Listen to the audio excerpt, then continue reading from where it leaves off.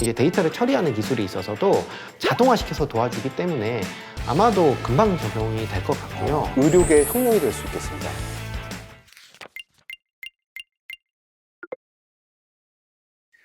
서울한 300원 미래 상상 더하기 상상 더하기의 권혁수.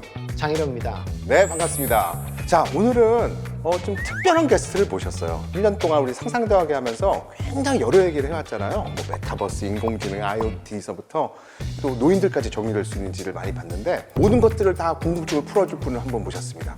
어디 계실까요? 안녕하십니까. 노년내과 장희롱이라고 합니다.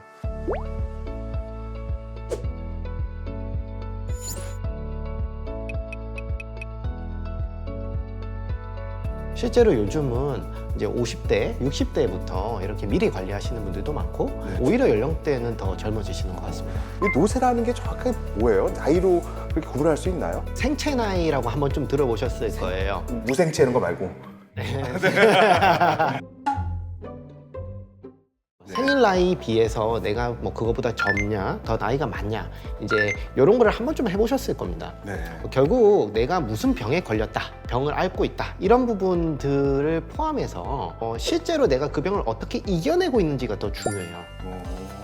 회복이 빠르고 그때 열심히 맞습니다. 회복력. 그리고 정확하게는 회복 탄성력이고. 저 키워드 얘기한 거예요? 와, 조금 전문 용어로는 뭐 내재 역량 뭐 이렇게 얘기하기도 합니다. 그런 부분들이 얼마나 많으냐에 따라서 어떤 분들은 코로나 걸려도 금방 툭툭툭 일어나는데 어떤 분들은 좀 오래 가고 되게 고생 오래 하시죠. 아무것도 못하고 그냥 뻗어 계시는 분들도 있고. 회복 탄성력이 좋은지를 미리 파악해 둔다는 것은 이 앞으로의 어떤 치료 방향이나 방법을 결정하는 데 있어서도 이제 크게 활용될 수 있어서 건강 관리 영역까지 이렇게 연결될 수 있다. 그래서 예전에는 우리가 이제 방송 촬영한 것처럼 뭐 웨어러블 디바이스라든지 웨어러블. 네, 많이 디바이스라든지 말씀하시죠. 예, 뭐 라이프로그라든지 아니면 그냥 스마트폰에서 뭐 걸음수라든지 네. 이런 걸로 우리가 이제 파악하려는 시도가 있었죠. 사실 웨어러블이라는 게 아이디어는 좋지만 모든 사람들이 그걸 갖고 있지 않을 테니까 한계가 있잖아요. 그렇죠. 공통분모가 별로 없는 거죠. 우리가 공통분모는 바로 거동 능력이나 또는 생체 나이가 되는 부분이에요. 거동료하면 얼마나 빨리 걷고 잘 걷느냐 이 문제인가요? 전체적인 모션 상태이기도 합니다. 이제 운전해서 오시거나 또는 이제 뭐 대중교통으로 이제 병원에 어떻게든 들어오시잖아요. 그러면 그 시점부터 이미 건강 상태에 대한 평가는 시작이 됩니다. 그걸 어떻게 해요? 이제 이 기술이 있는 거죠. 개인정보 처리는 됩니다. 네. 네, 됩니다만 CCTV 같은 카메라들이 이제 드문드문 설치가 되면 이제 나의 거동이나 어떤 일을 수행할 수 있죠. 예를 들면 이 사람의 전반적인 노쇠 상태나 점수는 몇 점 또는 생체는 몇 점 이렇게 줄 수 있는 거예요. 앉았다 일어났다 의자에 왔다 갔다 문 여는 행동 이것들이 다 평가가 되면은 뭐 굉장히 정확한 정보가 나올 수도 있겠네요. 그 일상생활의 영역들의 의학적인 의미를 뽑아내서 그것을 진료에 활용할 수 있게끔 한다는 거예요.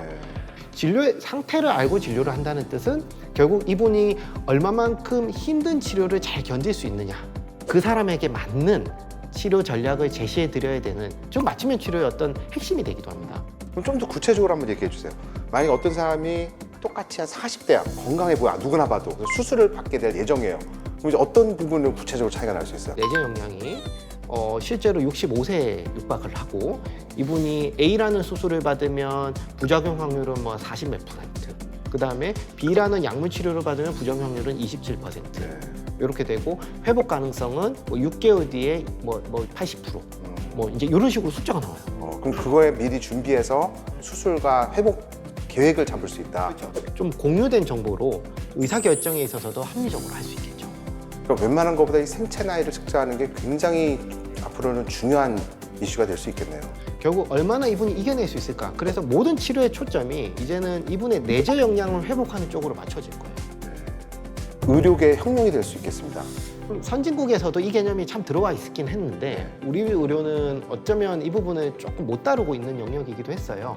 그러나 이제는 기술이라는 부분이 이 부분을 많이 이제는 자동화시켜서 도와주기 때문에 아마도 금방 적용이 될 것 같고요.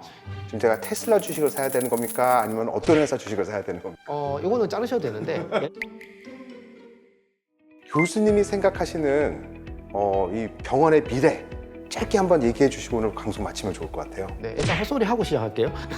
어떻게까지 헛소리 하신 거 아니었어요? 이런 검사실 찾아다니고 네. 그다음에 스케줄 잡고 이렇게 움직이는 것 자체도 사실 보통 일이 아닙니다. 그렇죠.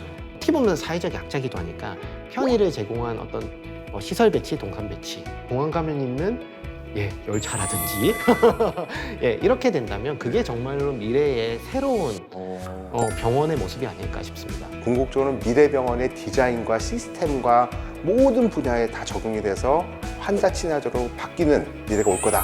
이렇게 예측해 주셨네요.